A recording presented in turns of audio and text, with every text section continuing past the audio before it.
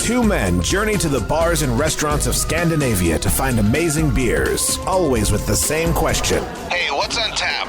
It's time to find out. Welcome to the What's on Tap end of the year remembrance episode. I hope you enjoyed the Advent calendar. I am your host, Stefan. I'm your host, Martin. We don't introduce ourselves very often. We keep forgetting to do that. We do it almost all the time. No, not as much as I think we do. The Christmas calendar was amazing. It was. What a treat. So have you gone through and figured out what the average is what the overall average for the calendar was? More than 4. I would think so as well. All beers except one were 4 or above. Yeah. It was a high. Yeah, I would guess it was probably around 4.15, 4.2, somewhere in there. Yeah, somewhere around there. There was a lot of real winners in there. It's kind of insane how many great beers there were. We did good, man. We did really, really good. We did really good. Even the things were kind of like, this might be where we really screw up. They shone through in the end. They were great. So today, to wrap up the year, I have brought a beer, which is tradition, and you have brought 2 beers. I broke tradition by bringing 2 beers, and there are several reasons. Okay. One, I didn't want to risk that one of them isn't going to be a banger. Mm-hmm. So I brought 2 that both have potential. So at least one is going to be a banger, and we're going to end the year on a good note. Well, smelling both of them, they smell amazing. So nice. Despite hazelnut, I'm still hopeful for it. But yeah, and also I wanted to drink something good with you. And I've been saving these kind of. Well, I'm super excited about them. And then what I brought was the Nogne Ekstra God Jul 2022. It's a Belgian strong ale, and it comes in at a crazy ass. Jesus, is that really 15.5? It is. Oof.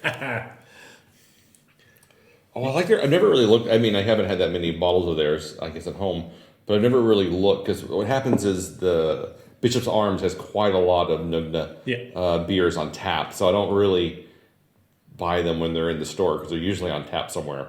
But looking at their back label, you've got a little thing of like, all right, will this be dry and bitter or will it be sweet and fruity? They've got a little. Oh, nice. A little graph on there. You can tell like this is going to be a little more dry and bitter than it will be sweet and fruity.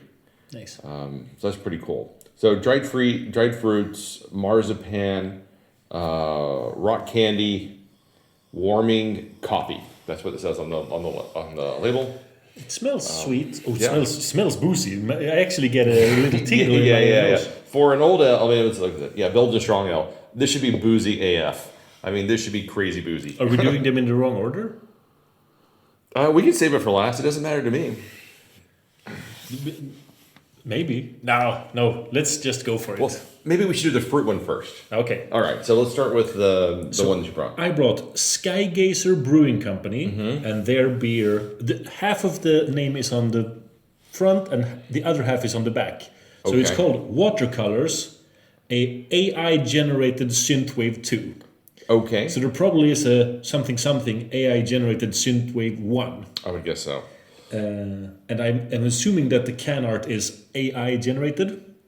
Very possible. Because probably won some sort of art contest, and then they decided to use it. Exactly. And it's a 5.5% ABV sour ale with apricot, cherry, tangerine, blueberry, marshmellow, and milk sugar. I'm going to say there's definitely some sort of milk sugar lactose component to this beer. So it has everything.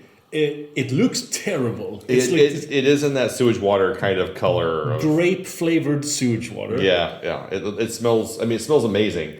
Looks absolute trash. It smells like it does smell like milk sugar. Yeah. So I have a feeling this is going to be a little too heavy on the milk sugars. Probably. It's going to be a little drying, probably in the end. Let's give this a Cheers. try.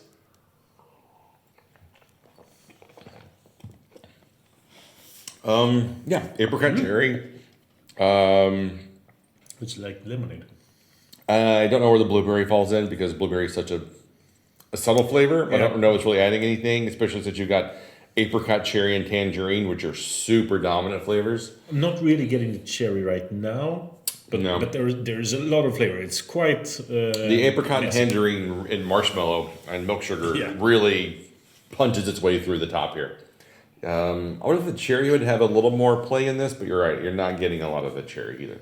I think the blueberry and cherry is what's giving it this really unappealing color. I also it appeals to me because I love synthwave as a music style. Mm-hmm. So having a AI generated synthwave like as a concept appeals to me. I think this is actually there are so many of these AI photo generators online. If you put in synthwave, this is probably something like you'd get.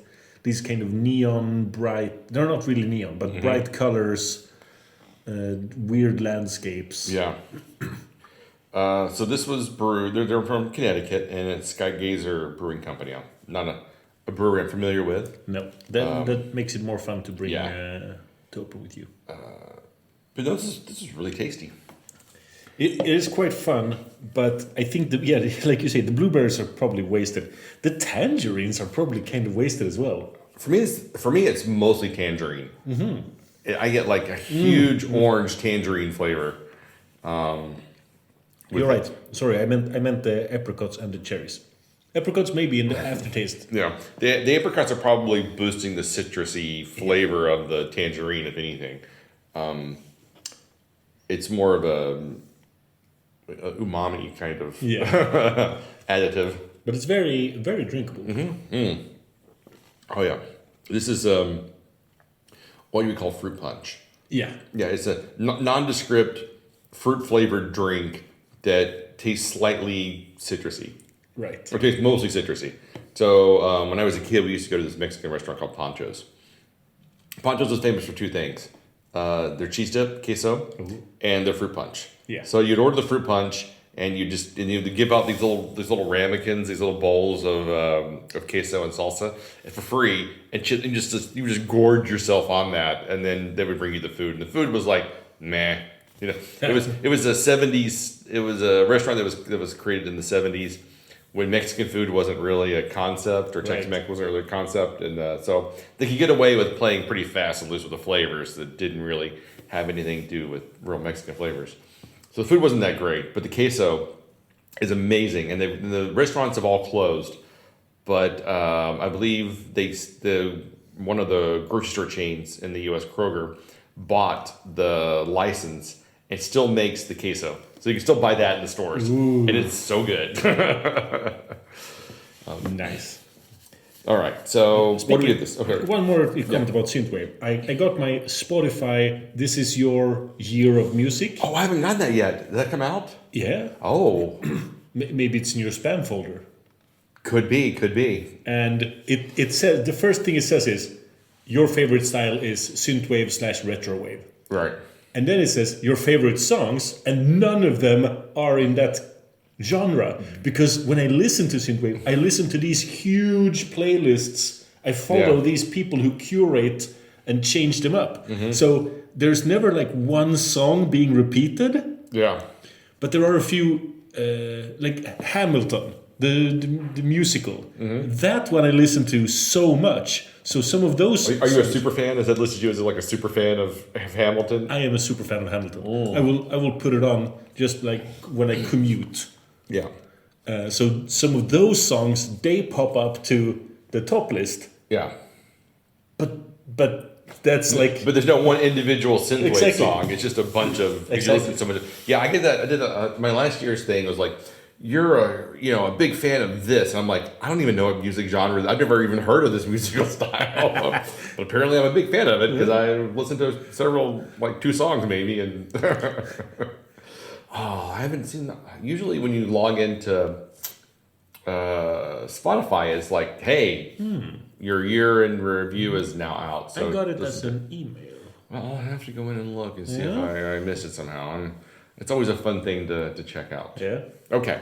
So what do we got next? So next we have we're doing your stout next. It's third. I don't know. Let's do the Belgian next. Let's do the Belgian next. Yeah. Because it's not going to be as aggressive as the. So now we're doing Nogne Ekstra God Jul 2022. And it smells super boozy, but it also smells like dried fruits. It does. Cheers. Oh, this is gonna be rough.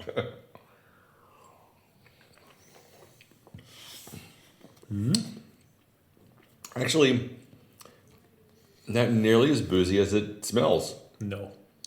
At the end, there is I wouldn't say an off flavor, but the booziness kind of brings it down right now.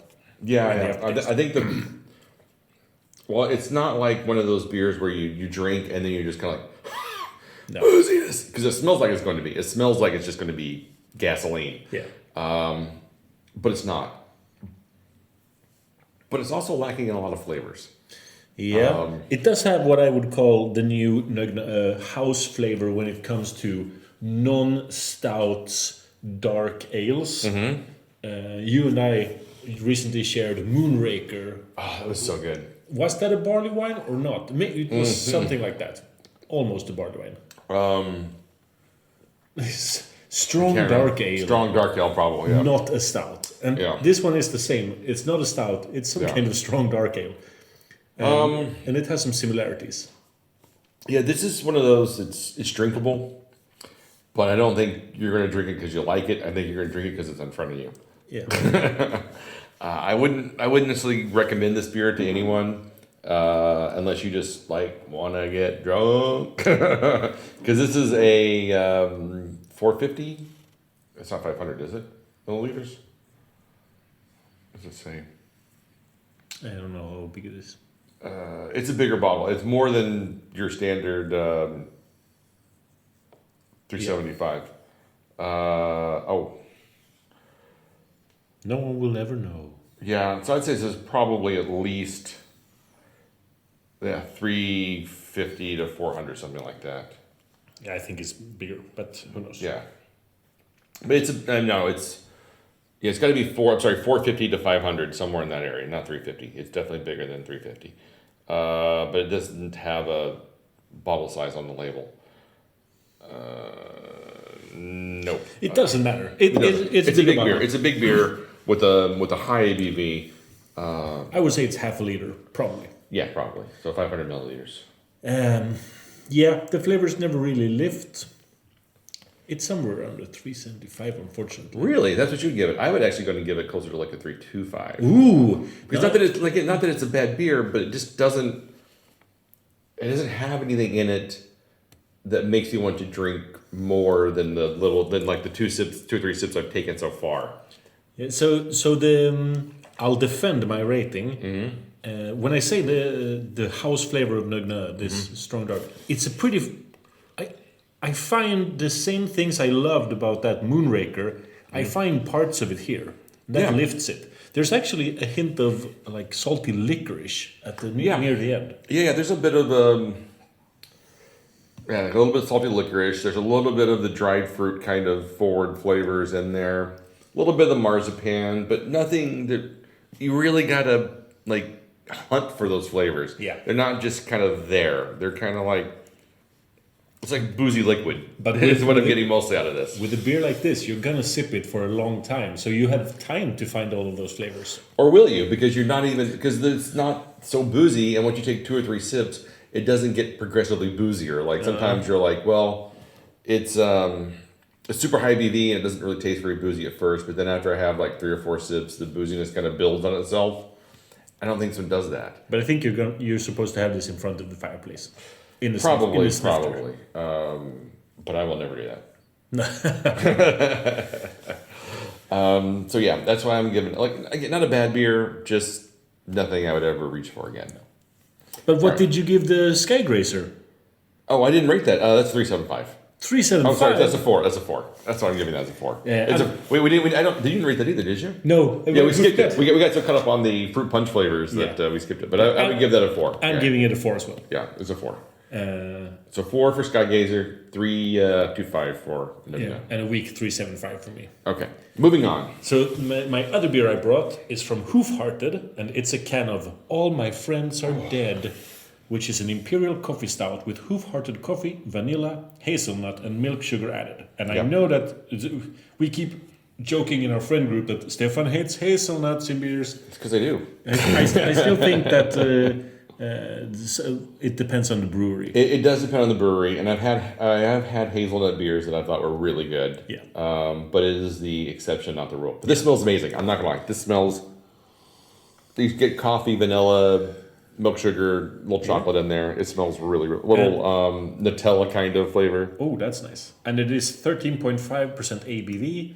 And the can art is wild. Yeah. It's some kind of saxophone playing barbarian riding some kind of griffin or hippogriff or some kind of non-Pegasus creature because it has a beak. Yeah.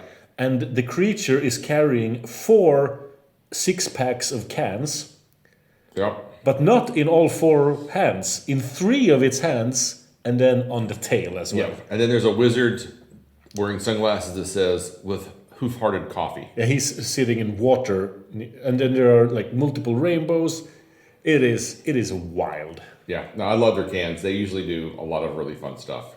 Their can art's always kind of impressive. Yeah. All right, well, cheers, man. Cheers.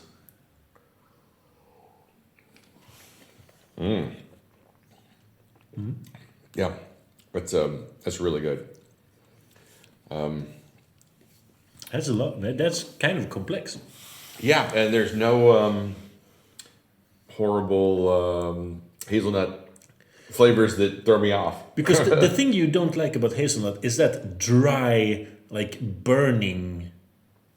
I don't know how to describe it, but there's a hazelnut flavor that just, it's so overwhelming quite often that I'm like, no. Yeah. I don't like this. And it's kind of come to where if there's nuts in beer, I don't really like those. I've almost gone out of my way to not drink those beers because I don't think the nuts in beer really add anything. Like Steeper gets put out a peanut. I'm guessing it was a peanut stout that came out in November, and I was just like, I'm usually willing to try almost everything Steeper puts out, but I was like, nope, I don't need that in my life. There's nothing in this beer for me. I will not give it a good review. I can already tell. It's usually a waste of a good stout.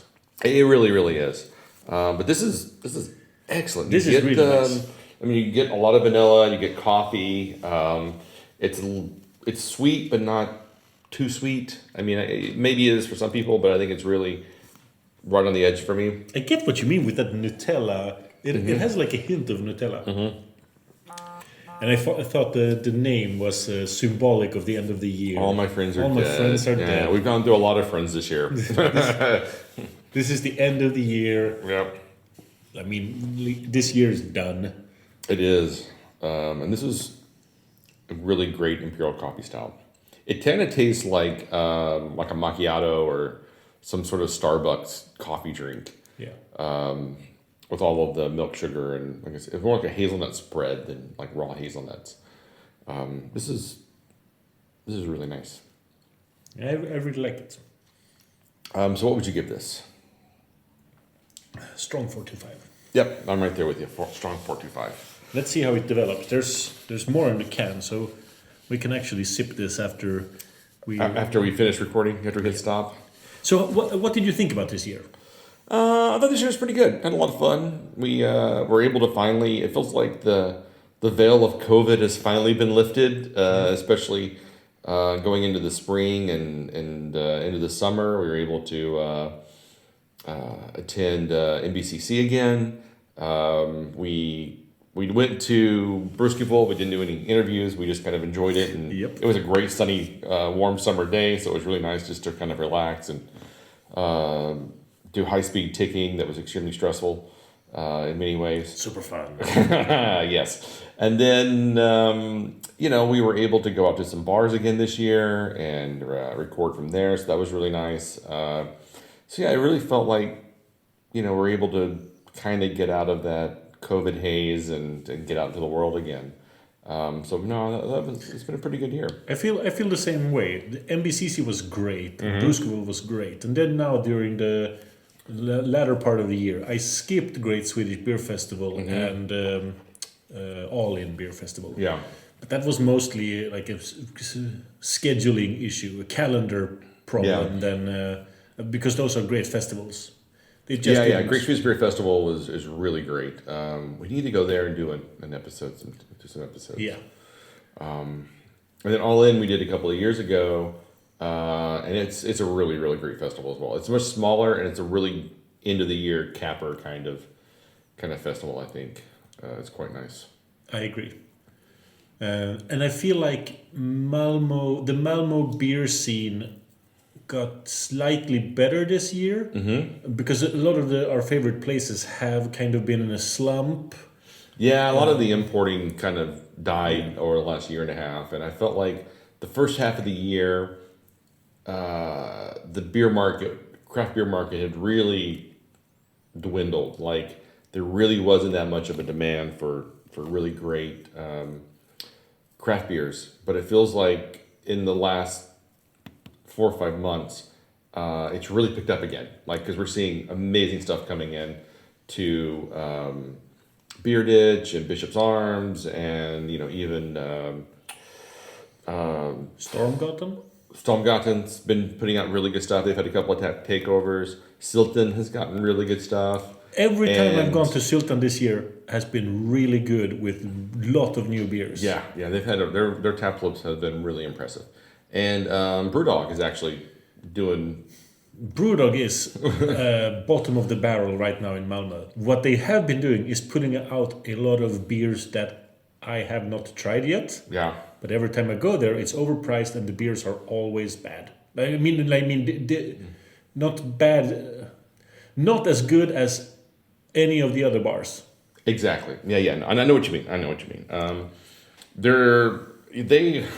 They have been a bless. When they first came in, they were doing great. They were bringing out a lot of good stuff. But they also proved the market tolerance on pricing. Yeah. Because they were easily 20 crowns more expensive than basically anyone else. Yes. And then slowly, everyone else started going, oh, well, if they can charge that amount, then we can also charge that amount. Yeah. And I think the kegs also got more expensive, and et cetera, et cetera. So the pricing has really gone up for beers in Malmö overall. Yeah. The Bishop's Arms Gustavus Toy has always been really good, but it went to my number 1 spot this year. It became verified, and the way that they are just moving through kegs. They are burning kegs like crazy. It's so much good stuff. Like every week, there's usually 2 or 3 new beers. You're just like, well, I guess I'm going to Bishop's Arms again. Last time we met up there, I drank through everything that was new to me. The day after, there were 4 new beers, 2 of which looked like bangers. The day after. I know. That makes no sense. Yeah, they do a really good churn rate. And you can tell because when you go in there, it's not often that they're dead. I mean, there are usually always a good number of people in, even during the slow times. Yeah. But then on the weekends, it's just packed. Yeah. My biggest disappointment in Malmö right now is Peace and Honey, which we used to go to all the time. Yeah. There just is never anything there. There's seldom anything new good on tap.